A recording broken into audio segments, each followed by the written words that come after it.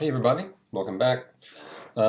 This is probably the last video for this course. We are um, taking a quick look at a couple of short chapters from Levinas's Ethics and Infinity, um, mainly uh, you know him in dialogue, sort of very clearly going over some of his more um, famous ideas, writings. Um, And I think it's a really nice way to get introduced to Levinas if you haven't read him before. I had asked you to read chapters 7 and 8, um, The Face, chapter 7, and then Responsibility for the Other, chapter 8. But I'm going to begin by just reading a few quick passages from chapter 2 on Heidegger. We read Heidegger for this course, and so I thought it might be nice to sort of see his response. Um, And I wanted to say that Levinas is someone who is usually read in close proximity to Heidegger. He's a great sort of foil to Heidegger. He has a lot of respect for Heidegger's philosophy. He also has a lot of things to critique of Heidegger's philosophy. And yeah, I think I, I think one would be well advised. I mean, there's other figures that one can turn to, but I definitely think that Levinas is someone whose emphasis on ethics um, is a much needed, um, redress.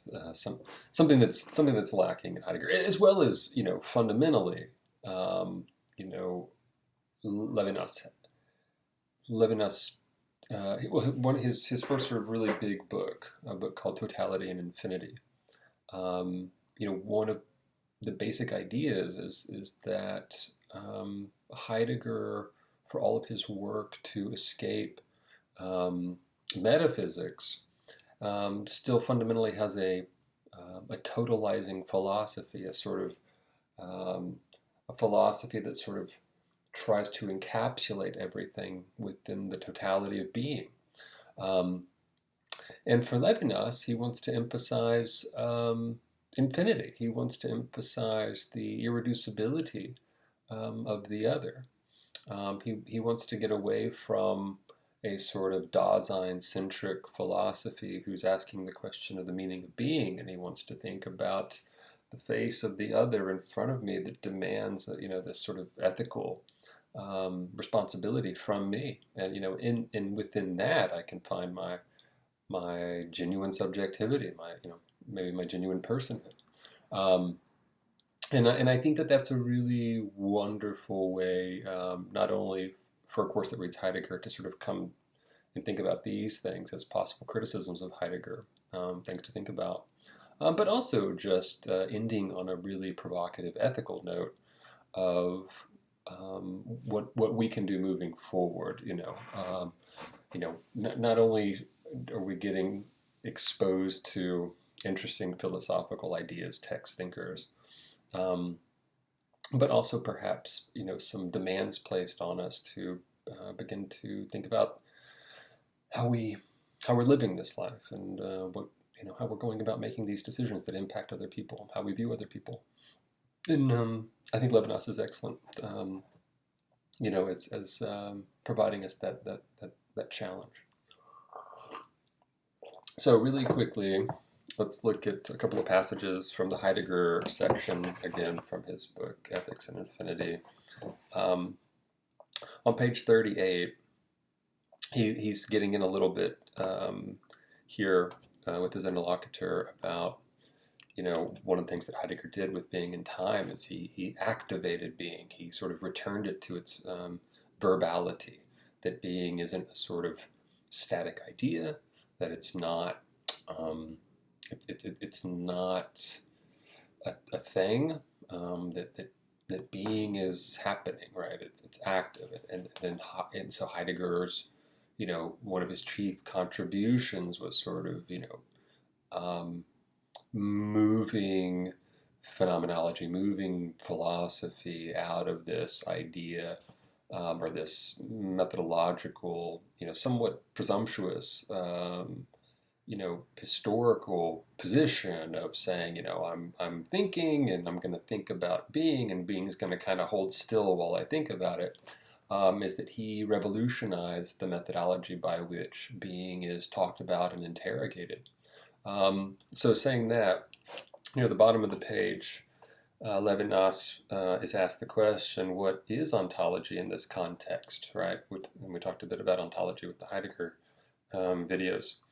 And Levinas responds, it's precisely the comprehension of the verb to be. Ontology would be distinguished from all the disciplines which explore that which is, beings, that is, the beings, their nature, their relations, while forgetting that in speaking of these beings, they have already understood the meaning of the word being, without, however, having made it explicit. These disciplines do not worry about such an explication.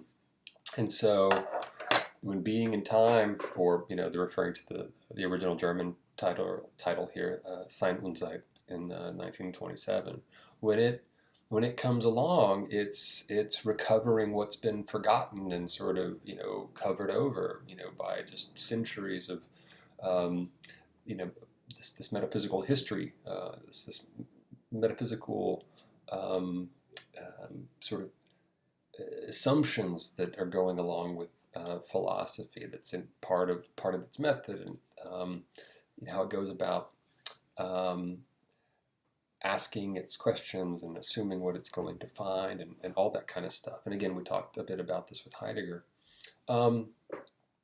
But what Levinas is getting at, I think, very, very putting it, quite clearly here, is that ontology, most basically, and this is what Heidegger clarifies for us, is getting at the verb to be, and that we use it all the time. We're always when we're talking about stuff, we say, well, this is this, and I am this, right? Any sort of variation of the to be verb, however it's conjugated, and it is every time we say that something is something, am, are, to be, being, whatever version of this, is that we're making a sort of ontological claim about that phenomenon, right? Like we're talking about it's the being of it, but that's not what we think that we're doing. We're just using it as a sort of placeholder verb, instead of thinking about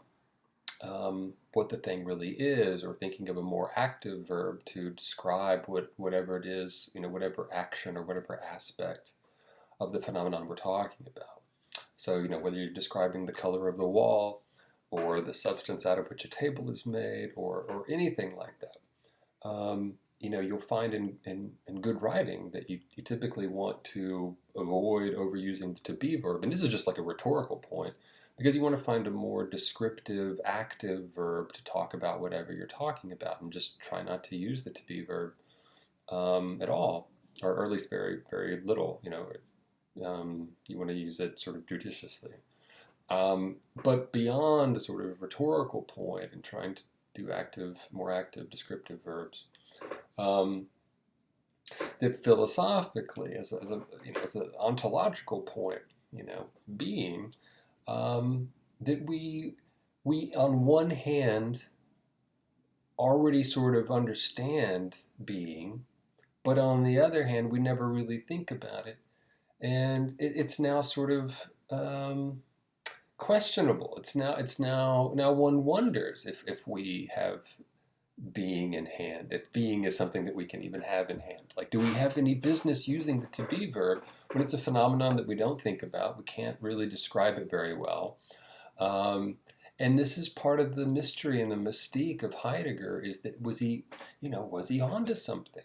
Is this retreat back to ancient philosophy, and this being sort of like the original question? People, yeah, like Heideggerians and people who are readers, appreciators of Heidegger, they say yes, like this is something that you never sort of complete fundamental ontology. It's not like, okay, I asked the question of the meaning of being.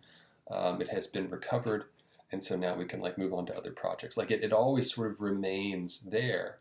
And then other people are like, maybe maybe that's just making way too much of making this out to be too much of an issue or a problem. That's ultimately up to you. If you're really curious, you can kind of go back and revisit the letter on humanism, but really you want to go and read Being and Time, or Simon's Side, and then sort of make up your own mind about the power and the efficacy of Heidegger's analysis of his retrieval. I personally think it's definitely worth it. I think it's quite profound. I think it comes with limitations. It needs further work. I think that going with Levinas, for example, is one way to both read Heidegger, but then also be critical of Heidegger and push certain aspects of the phenomenological project. But saying that, let's read a little bit more. Let's see. Levinas is then asked, Seinenzeit appeared in 1927. Was this way of presenting the task of philosophy an absolute novelty at the time? And Levinas is basically saying, yes, that it was. He says a thematization which requires genius and offers a new language, right? He's describing Heidegger this way, right? Like it's high praise. He says, if you drop down to the bottom in Seinenzeit, in Being and Time, in its analyses of anxiety, care, being towards death, we witness a sovereign exercise of phenomenology. This exercise is extremely brilliant and convincing. It aims at describing man's being or existing, not his nature, right? So that's that whole, again, that old idea of essence and existence of human nature, right? And then what it is that we really are that comprises us in some sort of essential way, in some sort of human nature way. We get into notions of like substance and all of that stuff, and that Heidegger is this sort of powerful, brilliant sort of step forward, which in some ways is this like step backward in terms of like this retrieval from antiquity, of getting behind all of the sort of problematic aspects of this metaphysical, dualism. He says, what has been called existentialism has certainly been determined by Being and Time. Heidegger did not like anyone to give his book this existentialist signification, which we talked about. Human existence interested him only as the place of fundamental ontology. But the analysis of existence done in this book has marked and determined the analysis later called existentialist, meaning that the Da of Dasein, if you recall, like this the site of human being was where fundamental ontology was happening, right? Because we're the ones asking the question, what's the meaning of being? And we took a lot of time working with that text to sort of get at Heidegger's problem with existentialism, so I won't rehearse that whole thing. But again, Levinas is acknowledging just how important Heidegger's work is here. And then just real quickly look at page 42. He says, he's asked, language does not have this originary importance for you. So he gets off into like the problem he has is sort of like with later Heidegger, and Heidegger later starts to really get into like etymologies, and he starts reading like he starts doing like this Heideggerian exegesis of Hölderlin's poetry. And he doesn't think that it's as important. He says, at the top of page 42, perhaps by the disappearance in it of phenomenology properly speaking. So he doesn't feel, in his estimation, that Heidegger kind of quits doing phenomenology and starts doing something else, with his later writings. By the first place, that the exegesis of Hölderlin's poetry and the etymologies begin to occupy his analysis. He says, of course, I know that in his thought, the etymologies are not a contingency. For him, language bears a wisdom which must be clarified. But this way of thinking seems to be much less verifiable than that of Simon Zeit. Like for him, I'll use the term science, but of course I mean it in the sense of, the sort of human, the Geisteswissenschaft of philosophy, like the human science of philosophy. Like in that sense, it's sort of less phenomenological as far as Levinas is concerned, and it's getting off into areas that aren't as sort of, perhaps purely philosophical in a way that people can kind of come along and engage the work. It's sort of like you just have to go along with following Heidegger's, follow along with his own work without being able to sort of engage it or critique it, or so it seems that he seems to be saying. He says he gets into. He's asked, language does not have this originary importance for you like it does for Heidegger. He says, in fact, for me, the said does not count as much as the saying, and this is a big part of Levinas's philosophy. And saying is like the activity, right? It's ongoing. It doesn't end. So he privileges the saying. The said is like it's been done. It's happened. It's no longer ongoing. And what you want to go for, what you want to strive for, is you want saying. You don't want the said. You don't want it to sort of concretize and no longer be activated. You want philosophy. You want ethical discourse, right? To remain ongoing. You always and this is, in a certain way, I mean, you see this emphasized, whether or not people are Levinasian about it. I mean, we talk about the importance of discourse and never not ending the discourse, not ending the conversation. That we want it to be ongoing. He says, we will speak about this again, I think, despite these reservations, that a man who undertakes to philosophize in the 20th century cannot have gone through Heidegger's philosophy even to escape it. This thought is a great event of our century. Philosophizing without having known Heidegger would involve a share of naivete, in the Husserlian sense of the term. I mean, this is really powerful, because he's basically saying Heidegger is one of these figures that if you're going to be doing philosophy, you have to read Heidegger. And it doesn't matter if you agree with him, right? It's just he was too influential in his project and what it was that he was able to accomplish, and impacted so many other subsequent philosophers, that to not read him, one is sort of practicing philosophy with sort of necessarily with naivete, right? They're not informed. So something to think about. He says on page 43,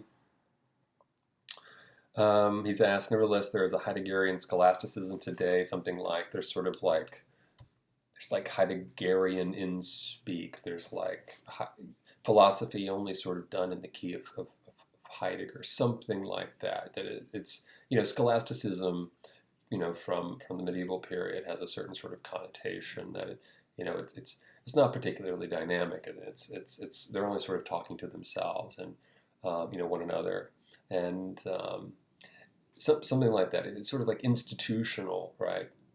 Philosophizing, and Levinas says, which takes the vicissitudes of the course of the ultimate reference of thought. I must underline still another essential contribution of Heidegger's thought, a new way of reading the history of philosophy.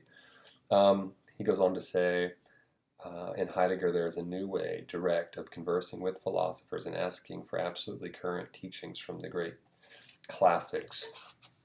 Of course, the philosopher of the past does not directly involve himself in the dialogue. There is an entire work of interpretation to accomplish in order to render him current. But in this hermeneutic, one does not manipulate outworn things. One brings back the unthought to thought and saying. I mean, what I sort of see here is him not really agreeing with what's sort of implied in the question, and that is that um, Heidegger, if one is doing philosophy in the key of Heidegger, um, then it's still relevant and it's still really important. That it's not something that we've escaped. That how he's reading the history of philosophy, and how he's reading philosophy, and to really experience this, you would have to read um, his book on Kant, right? Or you'd have to read his work on Nietzsche, right? That it's not just his sort of overall philosophical program, let's call it. It's also like specifically the way that he engages other philosophers is he's sort of wresting from them, um, you know, phenomenological insights that, you know, probably has little to do with what those philosophers thought that they, were doing. But he's able to sort of read them in a way that brings them into a certain current relevancy, and a certain phenomenologically insightful, um, hermeneutically interesting way. Okay, saying that, let's jump to chapter 7. Face, really important topic. He's asked in totality and infinity. You speak at great length of the face, and so just think face. In one of your frequent themes, what does this phenomenology of the face, that is, this analysis of what happens when I look at the other face to face, consist in? What is its purpose? Levinas responds, I do not know if one can speak of a phenomenology of the face, since phenomenology describes what appears. So too I wonder if one can speak of a look turned toward the face, for the look is knowledge, perception. I think rather that access to the face is straightaway ethical, and that it's the face, the face-to-face relationship. What I think that he's trying to get at here is that this is not theoretical, right? And and you can kind of see some of the connection with Heidegger, I think. One of the problems that Heidegger got at with all the different isms, right, and with metaphysics, was how things become theoretical and ideological, and there wasn't a lot of real philosophy happening. If you agree with what Heidegger was saying, that seems to be one aspect of what's going on with his thought. And with Levinas, I mean, he doesn't want ethics to be theoretical. He doesn't, it's not about, like dilemmas involving hypothetical trolleys, right? Or, any sort of situation in which, one is just sort of conjecturing and doing various sort of types, like ethical calculus, right? Like, okay, well, the person's life is worth this much and these many people and in this situation. I mean, he wants to put it in like flesh and blood, like actual humans, and that the face of the other, whoever the other is, that it is an ethical demand that's placed on me, like right there, and it doesn't matter who they are. It doesn't matter, and this is part of the distraction. We get caught up in like, what kind of person are they? Like, what about reciprocity? Like, were they nice to me? Did they do evil? Like, whatever. For Levinas, like, it doesn't matter. The face of the other automatically obligates me to be responsible for them, right? And then in some ways, it's not phenomenological at all. That this is going to some. I mean, for him, ethics is first philosophy. It's not ontology, it's not metaphysics. It is the ethical responsibility that I have for others. Me, right? Not you, and not you, and that person or that person, me. It starts with me being ethically responsible. Now, for the other. and and what's interesting is this isn't like a sovereign, ego. This isn't like starting with some sort of sovereign subject. This is a subservient subject. Like this is, I, the thinking person, I go around and I make ethical decisions and I like ask the important questions. Like I am as a subject. If you look at what the word, really sort of literally means, is that I'm thrown under or before the other. I'm subjected. The sovereignty lies with the other, and it's my job to serve them through, my ethical responsibility to them. And then, I mean, this is powerful stuff. I mean, this is stuff that, I think it's really radical. It's one of the reasons that, I've never been able to sort of escape Levinas. I think that once you sort of hear what he's saying, it gets you really thinking about how it is that I view other people and the judgments I make about them. And in some ways, like, it doesn't really matter what they do in terms of who, like, it doesn't matter who's worthy of a certain type of action. Because it's not about reciprocity. That's not my concern, he says. In any case, if you go to, and he unpacks this more. We're just kind of trying to get through some chief passages. He talks more about the face and the other over the next few pages. He talks more about the saying and the said. But on page 89 at the top, he says the first word of the face is the "thou shalt not kill." I know you've all heard this before. It's an order. There is a commandment in the appearance of the face, as if a master spoke to me. However, at the same time, the face of the other is destitute. It is the poor for whom I can do all and to whom I owe all, and me, whoever I may be. But as a first person, I am he who finds the resources to respond to the call. I think he really lays it out here. The other is the one to whom I owe everything. I'm not even a me. I'm not even a subject. If the other isn't there placing this ethical demand on me, and by placing the demand, that just means because they exist whatsoever, right? That this is such an interesting, provocative way in which ethics for Levinas precedes ontology. Like there is no ontology without the ethical demand, without the face of the other. I wouldn't even be thinking thoughts and asking questions and doing all this other interesting stuff if I wasn't already caught in this relationship, if I wasn't already a subject. And so this reformulation of the subject, I think it's really wonderful. It's thought provoking. Let's go ahead and take a look at the responsibility for the other, which is chapter 8. He's asked in your last great book, so his first great book was Totality and Infinity, and then his last great book is Otherwise Than Being or Beyond Essence. And I mean, there's other really wonderful writings, but those are his like two big books, right? He says in your last great book published Otherwise Than Being or Beyond Essence, you speak of moral responsibility. Husserl had already spoken of responsibility, but of responsibility for the truth. Heidegger had spoken of authenticity. As for yourself, what do you understand by responsibility? Levinas responds, in this book I speak of responsibility as the essential, primary, and fundamental structure of subjectivity. He says, for I describe subjectivity in ethical terms.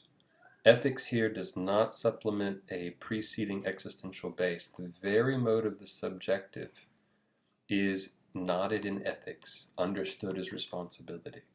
I understand responsibility as responsibility for the other, thus as responsibility for what is not my deed, and for what does not even matter to me, of which precisely does matter to me is met by me as face. I mean, again, so he's getting away from the notion of the ego, the traditional notion of the subject, It's like none of that matters. That what really matters is that when the face of the other is before me, I'm now responsible for them, and everything else comes after that, right? Um, yeah, I think he puts it just really clearly there. And then on page 96, he's asked how, having discovered the other, and so when you see other and it's capitalized there, that's other in the sense of sort of representing any possible other. It's kind of like, with Heidegger, you might do like being with the capital B for like being, and then like being, signifying like ontological difference, right? Like a particular or discrete being, right? And so we have like the other, right, in this sort of infinite sense, um, non-totalizable sense of the other, right? It's not me. It's not defined by not being me. And none of that stuff. But then there's like the other in terms of like lowercase, there. That's meant to be like any sort of specific other person, other entity, perhaps animals. And people have done work, like taking Levinas's thought and thinking about the other as not just being about human beings. And so, you could do some really interesting stuff with it that way. In any case, how, having discovered the other in his face, does one discover him as he to whom one is responsible? Levinas responds. In describing the face positively and not merely negatively, you recall what we said. Meeting the face is not of the order of pure and simple perception of the intentionality which goes toward adequation. Positively, we will say that since the other looks at me, I'm responsible for him, without even having taken on responsibilities in this regard. His responsibility is incumbent on me. It is responsibility that goes beyond what I do, usually one who is responsible for what one does oneself. I say, in otherwise than being, that responsibility is initially a for the other. This means that I am responsible for his very responsibility. I mean, he's taking it even further. So it's not just that I'm like responsible for the other. I'm also responsible for his responsibility. I mean, it's an unending sense of responsibility. Like it's like with say Nietzsche, it's like interpretation all the way down, right? Like it's interpretation of interpretation, right? Like for Levinas, it's like responsibility all the way down. Like there's not like a point where it ends. There's not like a relation. There's not an event. There's not like circumstances, right? It's responsibility, responsibility, responsibility. Again, this I think is really challenging, right?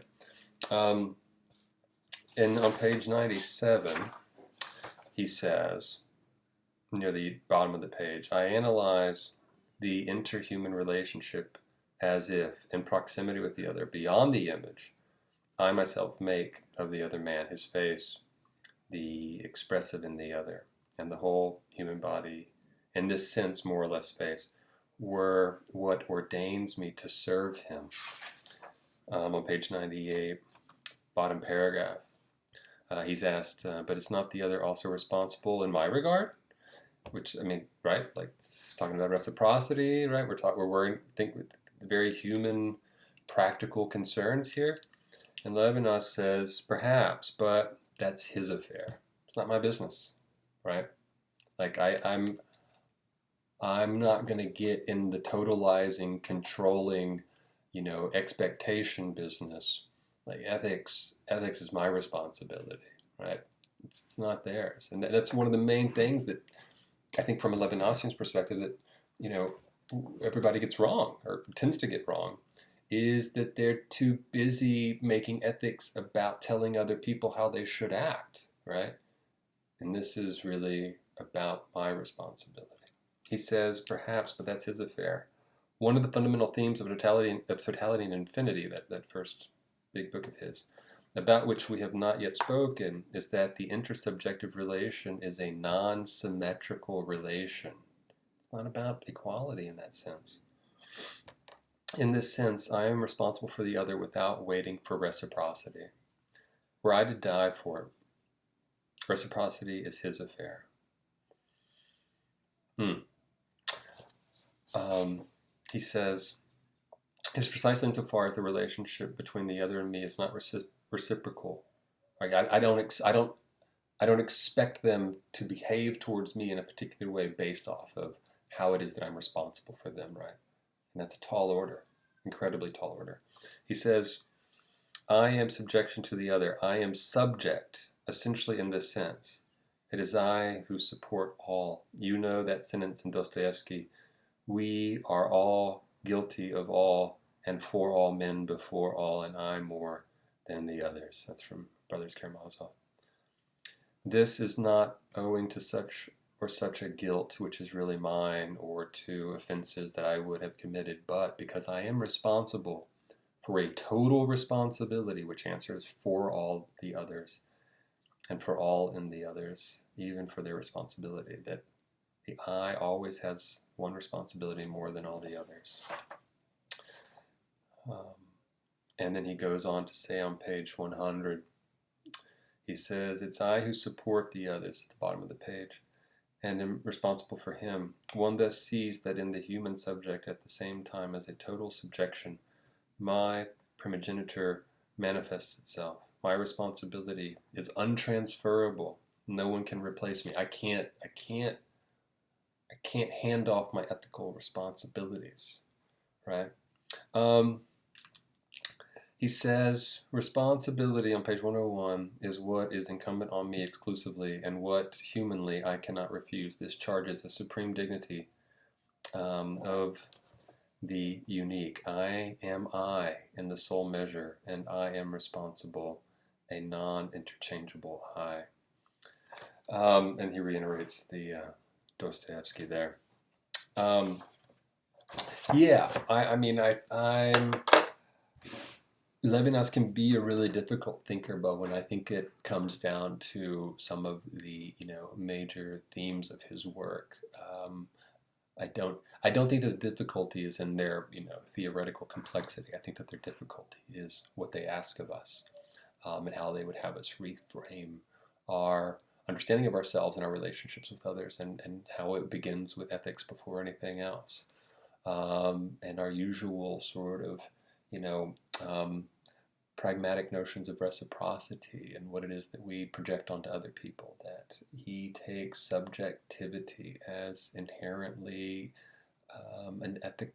it's ethically conditioned, or it's conditioned by us being before others in a way that we are obliged to help them, to be with them, to suffer with them, and to help them, not to suffer. And I find it beautiful and scary. And I hope that it moves you similarly. I think it's a wonderful set of ideas to end these readings on this semester and our considerations on. I hope that you've had a lot of things to think about. Maybe you've been exposed to some things that you haven't been exposed to before. I certainly hope that you're able to, whatever your major is, whatever your plans are, I hope you're able to, carry these thoughts and these questions with you into the future. I'd love to see another philosophy class if it interests you. Best of luck in wrapping up your other classes. And as always, until next time, keep reading, keep thinking, and hey, maybe go be responsible for somebody.